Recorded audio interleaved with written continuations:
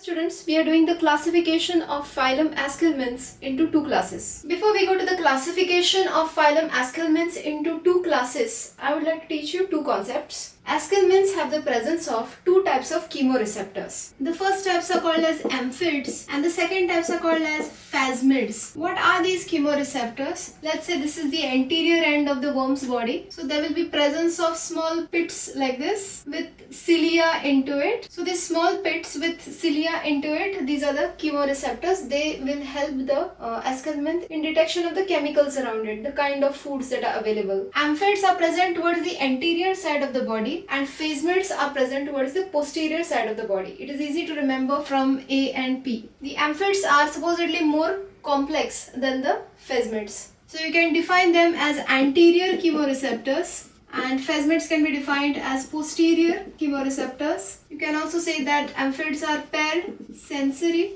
pits with cilia and they are more complex. Phasmids can be said to be small pores and they are less complex. Now, based on the presence and absence of the amphids and the phasmids, the Aschelminthes have been divided into two classes. Phasmidia and the second ones are called as phasmidia. Amphids are present for both. Amphids present, amphids present. How about phasmids? As the name suggests, for phasmidia, phasmids will not be present and in phasmidia, phasmids are present. Phasmids are absent, that's why they are aphasmidia, and these are phasmids present. Examples: Trichinella, Trichuris. Under phasmidia we have Ascaris, Enterobius and Wuchereria. So this is the classification of Aschelminthes into two classes. So with that we have finished with the phylum Aschelminthes.